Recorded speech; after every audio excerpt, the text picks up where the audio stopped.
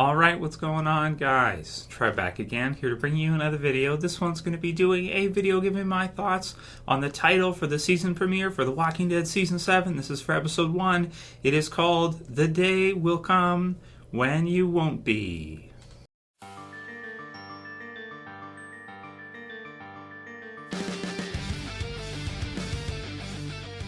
So I want to thank the Warp Drive for letting me know about this one in comments, and all the rest of you guys for your great questions and great insights lately. Been having lots of awesome comments for Q&As and that, so keep it coming, guys. It's awesome.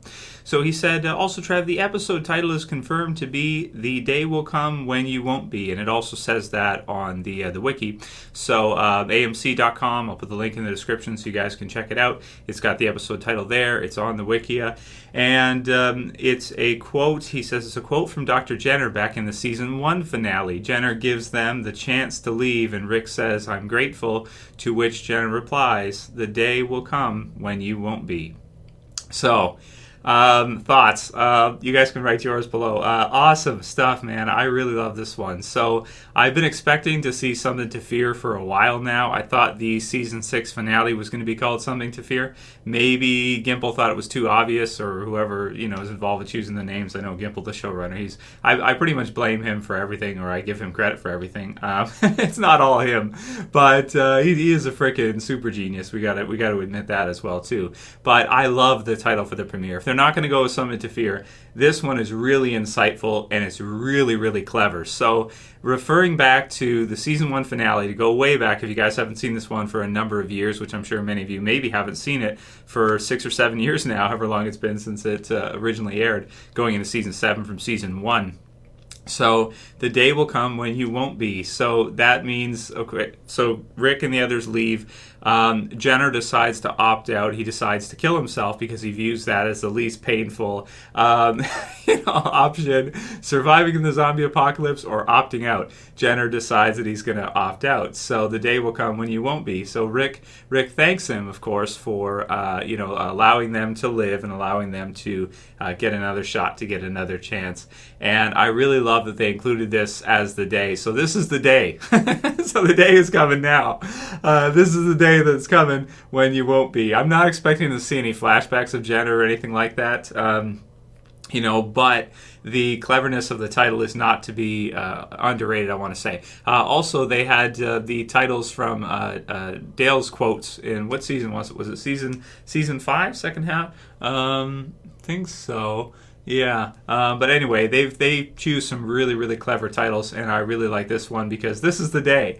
So, and to tack on to that, Shannon said, Trev, the Talking Dead is going to be a special, and it's going to run longer because they're going to have 11 actors from the Negan lineup and as special guests, so including JDM. So, it's going to be, I think, a 90-minute when you include commercials. So really, without commercials, that's like 64, something like that, minutes of actual footage. I'm excited for that, too. I probably won't get to watch that until after, maybe the next day or something, because I'll be doing the reactions with you guys. I'll be doing all the regular stuff with you guys, reviews and all that, and then I'll probably check that out afterwards. But I'm excited for that, too, and I think it's a good choice from AMC to do that, because you always get, when you get big things like this happening, I'll use, for example, The Dark Knight Rises. If you guys remember, when The Dark Knight Rises hit in theaters after seeing The Dark Knight and Heath Ledger's Joker and everything, some people just lost their freaking minds. You had like shootings, you had people going crazy. So it's probably a good thing that they're having a Talking Dead where they just kind of go through with everybody and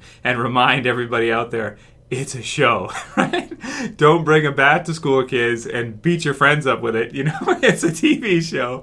Don't go nuts, don't go crazy, because something like this, you could get some people going a little nutty. I've even heard about Game of Thrones.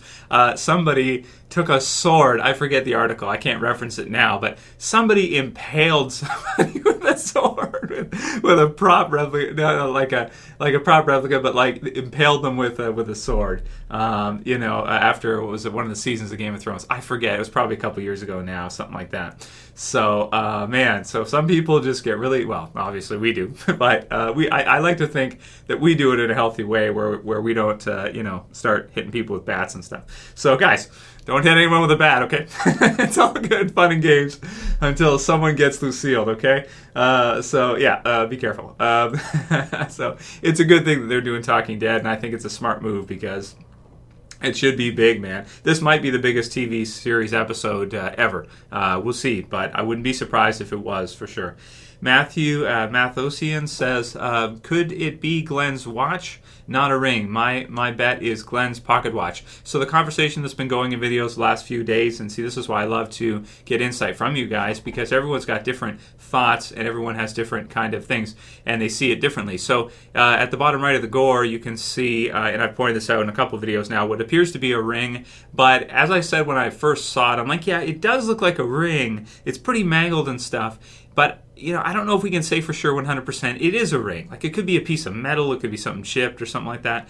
Could it be a pocket watch or something? Well, it could be, but how could a pocket watch get up there? I don't know, unless he was holding it or something when he knew it was his time or something. I don't know. That's possible because it was important to him and everything. And, so I do like that. To me, ever since the premiere or the finale ended for season 6, going into the premiere, I've always thought it was going to be Glenn who was going to be smashed. Once he sees the Polaroids when Rick's group attacks the first part of Negan's Saviors, and you see in the room, and Glenn has to kill, Heath has to kill, you see the Polaroids with the bashed heads in. Right after that, I was like, okay, it's probably going to be Glenn now. I think it's going to be Glenn. So, just like from the comic books. And even up until now, I still feel like it's most likely going to be Glenn. But who knows? They could switch it. There's lots of spoilers out there. There's discussion. There's argument. Are the spoilers right? Are they wrong? This kind of thing. Was it purposefully? Did AMC deliberately?